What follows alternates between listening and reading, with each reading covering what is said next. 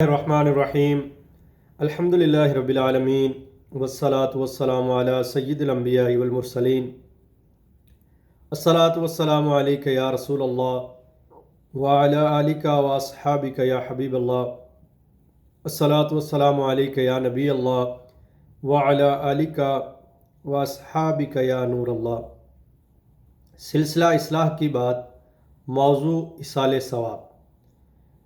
ایک عورت کا انتقال ہونے والا ہوتا ہے، قریب الموت ہوتی ہے تو آسمان کی طرف اپنے منہ کو اٹھاتی ہے اور عرض کرتی ہے، یا باری تعالی، جس طرح تو نے دنیا کے اندر مجھ پر بے شمار نعمتیں اور رحمتیں فرمائی ہیں، اے مالک، میں مرنے والی ہوں، نزاع کا وقت ہے، میرے لیے میری موت کو آسان فرما دے اور قبر کے اندر میرے لیے آسانیاں پیدا فرمانا۔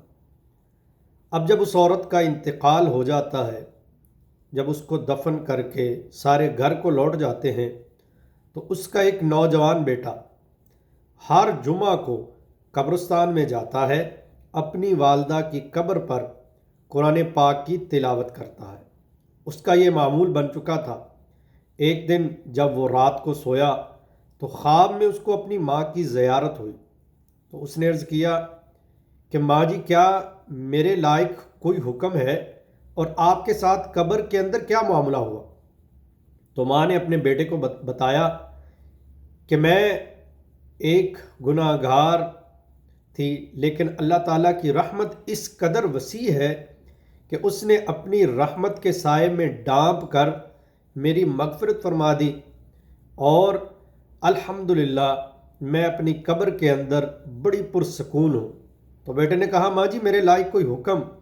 تو ماں نے کہا، بیٹے، تم جس طرح ہر جمعے کو میری قبر پر آ کر قرآن پاک کی تلاوت کرتے ہو، جب تم آتے ہو تو پورے قبرستان والے مجھے مبارکبادیں دیتے ہیں کہ تمہارا بیٹا تلاوت کرنے آیا ہے، جس کا تمہیں بھی فائدہ ہوتا ہے اور ہم سب کو بھی فائدہ ہوتا ہے۔ سبحان اللہ! ایسی اولاد قسمت والوں کو نصیب ہوتی ہے کہ جن کے والدین فوت ہو جائیں اور ان کی اولاد قبرستان میں جا کر باقاعدگی کے ساتھ تلاوت کلام پاک یا ذکر و اذکار کر کے ان کے لیے ایصال ثواب کرتی ہے۔ یہ بات بیٹے نے جب سنی، خواب کے اندر دیکھی، تو اس نے جو اپنا معمول جمعے کا بنایا ہوا تھا، مزید زیادہ اہتمام کے ساتھ وہ جمعے کو قبرستان میں جانے لگا۔ اسی طرح سلسلہ جاری رہا۔ ایک روز جب وہ سویا تو اس نے خواب میں دیکھا کہ ایک بہت بڑا مجمع مردوں کا اس کے پاس آتا ہے۔ وہ حیران ہو کر تعجب میں پوچھتا ہے کہ آپ سب کون ہیں؟ تو وہ کہتے ہیں کہ جس قبرستان کے اندر تمہاری والدہ دفن ہے، اسی قبرستان کے ہم سب مرد ہیں۔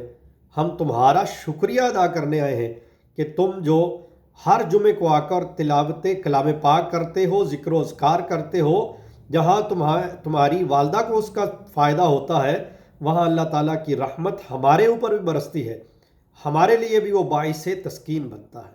سبحان اللہ!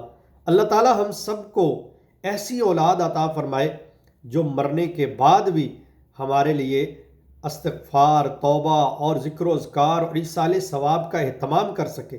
لیکن ایسی اولاد حاصل کرنے کے لیے کیا کرنا پڑتا ہے؟ قربانیاں دینی پڑتی ہیں۔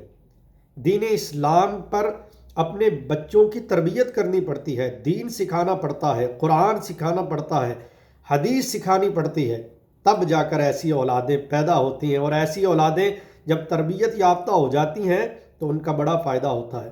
اور یاد رکھیے، یہ حدیث شریف کے مفہوم کے اندر بھی ایک بات ہے کہ جب کوئی بندہ اس دنیا سے چلا جاتا ہے تو اس کا عبادات کا سلسلہ کٹ جاتا ہے، لیکن اگر اس کے پیچھے اس کی نیک اولاد ہو جس کی اس نے تربیت اچھی کی ہو، جب وہ بارگاہ الہی میں ہاتھ اٹھا کر دعا کرتی ہے تو اللہ تعالیٰ کی رحمت جوش میں آتی ہے، تو اس کے لیے مغفرت کا سامان ہو جاتا ہے۔ دعا ہے کہ اللہ تعالیٰ ہمیں اس حکایت سے عمل کی توفیق عطا فرمائے، اپنے بچوں کی بہترین تربیت کرنے کی توفیق عطا فرمائے، ہمیں دین پر استقامت عطا فرمائے، ہم سب کو دین سیکھنے، سکھانے، عمل کرنے اور آگے پھیلانے کی توفیق عطا فرمائے۔ آمین بجاہ النبی الامین صلی اللہ تعالی علیہ وآلہ آلہ واصحابہ وبارک وسلم۔